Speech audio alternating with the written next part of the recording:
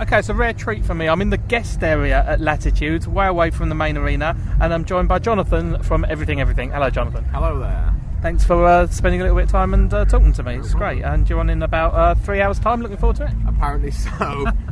Yeah, definitely looking forward to it. It's going to be great. It's all the sun's come out, which everybody said it wasn't going to do. So it's looking up for the show. Definitely. This is our first headline slot at a festival, so it's big deal for us. Yeah, it's going to be amazing. Hopefully. Long set as well. It's about 45 minutes. Yeah, that's sort of upper limits of our ability at the moment, because since we made the album, we haven't really touched ground to rehearse things. So we've got this sort of 9-10 songs that we can play.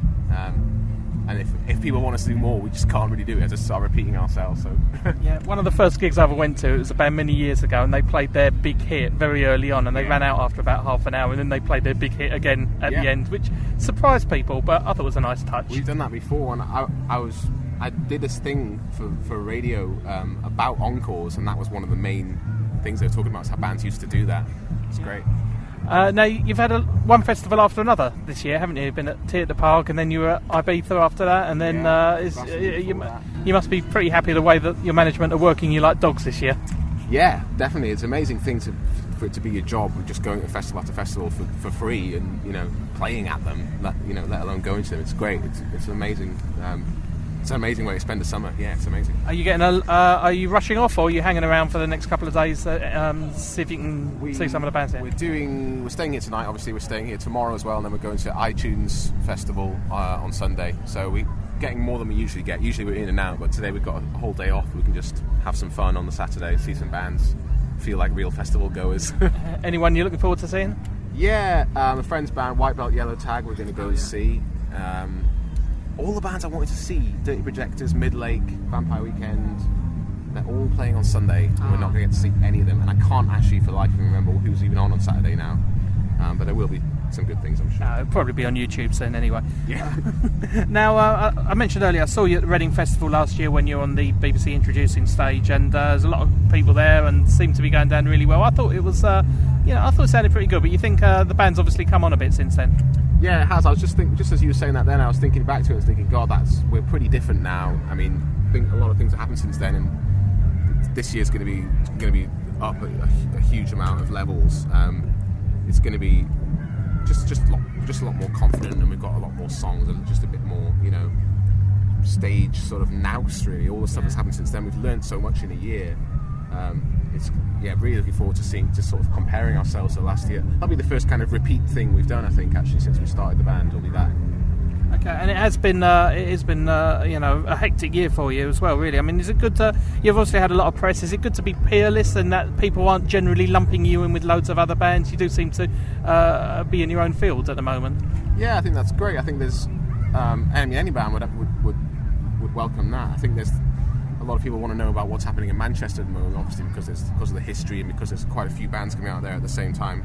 And that feels really good to be part of something, if there's some kind of new wave or anything new that's happening there, that's great to feel part of. And it's equally good, to feel like people don't know what to do with us. Yeah. And that's the ultimate compliment. I mean, talking about Manchester, I have seen you in the same article and sort of lumped in with Delphic and Egyptian hip hop, but you're not really that kind. You just share a town, really. Yeah, I don't think that's really the point of what people are hopefully talking about. I think people want there to be a musical thing that they can latch onto like it used to be and say, this is the new Manchester sound.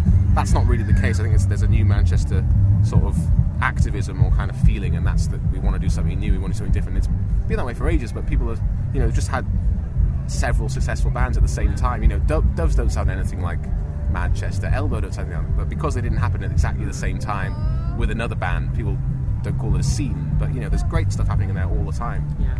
Now, I've read a little bit about your influences. You've talked about bands like the Beatles and Radiohead influencing you as a band, but there's obviously a lot more to it than that. I mean, one of the things that I pick up, obviously, it's I think people say it's sort of got sort of prog rock tendencies and that kind of thing, which I'm glad that it's not a dirty word anymore, because I love all kinds of music, but there's a lot of great stuff out there. I mean, is that an actual deliberate influence, or anyone in the band actually like progressive rock? Yeah, I mean, we all do. I think it's silly to just write off a genre because it's out of fashion, or it got a bit extreme, and yeah, sure it did. And there's a lot of terrible prog rock, and there's a lot of amazing prog rock, and there's a lot of things that you call prog rock that don't sound anything like something else you call prog rock. I think there's elements you can take from all styles of music that there's great value in, and that's what we try and do is just take things that we think are good.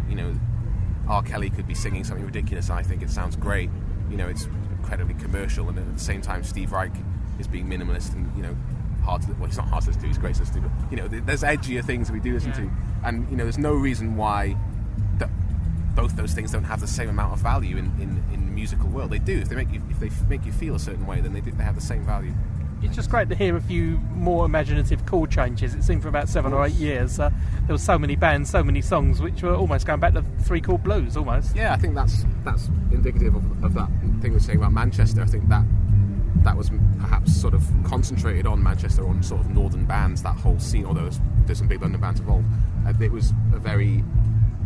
was kind of like the shadow of Britpop, but it was kind of post, I don't know, what, new metal or something. It's kind of like, what do we do now? And this sort of very simplistic thing appeared, and I think people just got very sick of it. I think the radio stopped playing it after a while. It's like, what do we do now? And it's a good chance for these bands to come through and pay, think bands like Foals or Friendly Fires and Wild Beasts really paved the way for a new sort of way of thinking about it. I think it was a bit worrying when new metal was coming down, because we were getting records sent to us and it was like, is that all there is? It was kind of a little bit it's a sort of a famine of good music, really. Yeah, well, I mean, and after that, I mean, this sort of I can't remember what we called it now, whatever all that stuff that followed it was, the sort of post-Libertines era, post-Strokes, I suppose, just got worse and worse to a point where it wasn't progressing at all, and it started off quite backward looking to begin with anyway.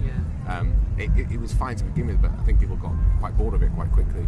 It's great that there's a lot of bands that have come out to save us from all this. It's brilliant. Jonathan, thanks very much for having a chat with us. Looking forward to seeing everything later on, and good luck, and see you soon. Cheers.